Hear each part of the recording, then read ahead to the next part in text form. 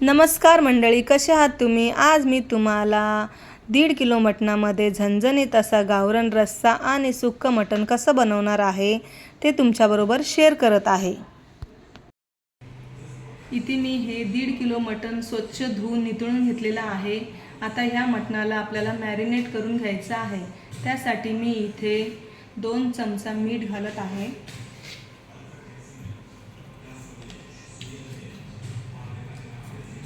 त्याचबरोबर 1 चमचा भरून हळद घालत आहे. ते ह्या मटणाला टॉस करून घेते.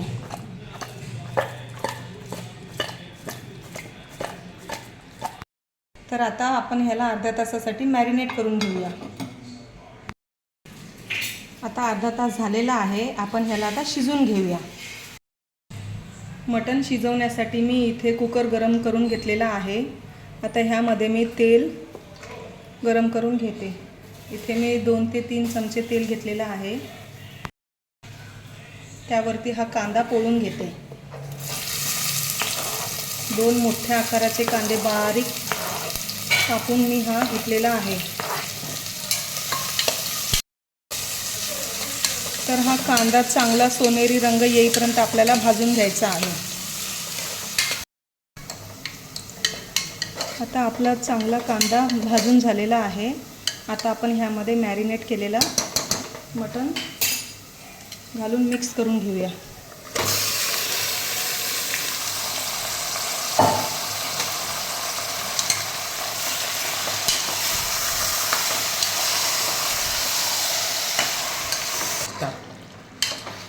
आता तुम्ही बघू शकता, मी इथे मोठ्या गॅसवरती 4 ते 5 मिनटं हे मटण असं हलवून घेतलेलं आहे.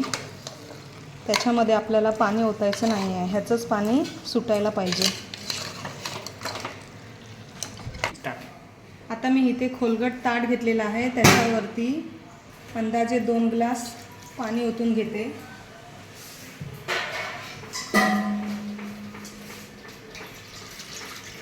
आणि ते मंद आचेवरती आपल्याला शिजून घ्यायचं आहे 4 ते 5 मिनटं.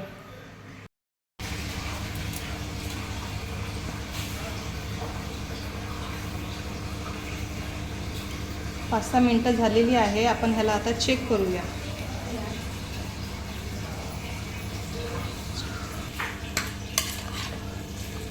छान ह्याला पाणी सुटलेलं आहे.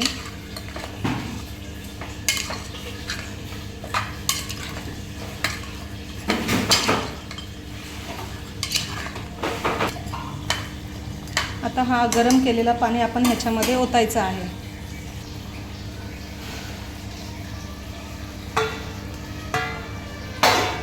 परत एकदा मिक्स करून घेऊया. आपल्याला आणि रस्सा किती पाहिजे त्यानुसार आपण ह्यामध्ये पाणी ओतायचं आहे. मी अजून 1-2 ग्लास ह्याच्यामध्ये गरम करून पाणी ओतणार आहे. मसाल्याची तयारी करून घेते. त्याच्यासाठी मी इथे लवंग, दालचिनी, काळी मिरी, धना,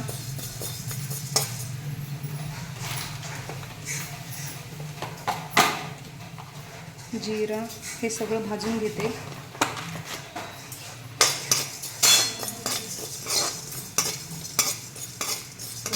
हे चांगलं खरपूस भाजून घ्यायचं आहे वास येईपर्यंत कमी गॅसवरती. आता ह्याच्यामध्ये पांढरे तीळ घालायचे आहे. तिळाचा कलर चेंज झाला की समजायचा आपला हा मसाला तयार झालेला आहे. आता आपण ह्याला काढून घेऊया. त्याचबरोबर इथं सुकं खोबरंही भाजून घेते. 2 मोठे सुकं खोबरं आहे हे. त्याला चांगलं बारीक करून किसून घेतलेलं आहे. खोबरंही छान भाजून झालेलं आहे. आता मी तेही काढून घेते. आता आपल्याला कांद्याचा मसाला करायचा आहे. त्याच्यासाठी मी इथे 4 मोठे साईजचे कांदे घेतलेले आहे.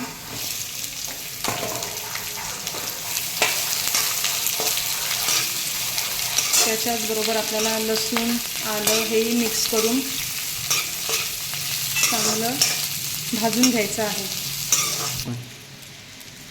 इथे खड्या मसाल्याची पेस्ट झाली आली आहे, त्याच्यामध्ये मी हा सुका खोबराही फिरून घेणार आहे. तर इथे हा अशा प्रकारे मसाला तयार झालेला आहे. तर आता मी ह्याला चेक करते किती छान पाणी सुटलेलं आहे. मी आता अजूनही थोडं ह्याच्यात पाणी मिक्स करते.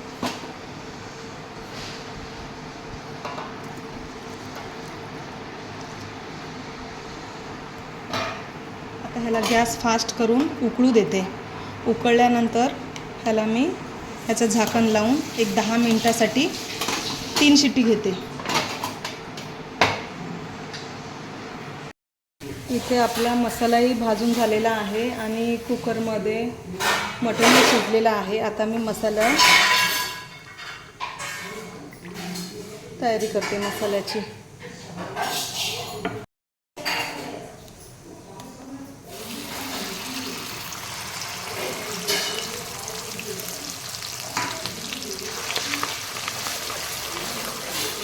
हा मसाला चांगला तेलामध्ये भाजून घेते. ह्याच्यामध्ये तिखट घालून घेते. थोडं गरम पाणी करून ह्याच्यामध्ये आपल्याला मसाला चांगला भाजून घ्यायचा आहे. तर आपला हा मसाला रेडी झालेला आहे.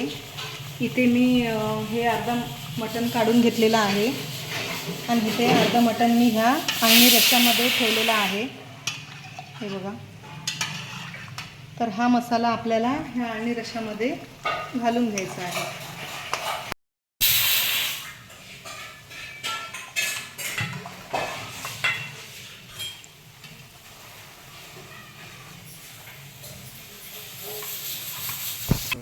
आता हा रस्सा मी मटण ह्याच्यामध्ये ओतून घेते आणि हा आपल्याला सुका करायचा आहे.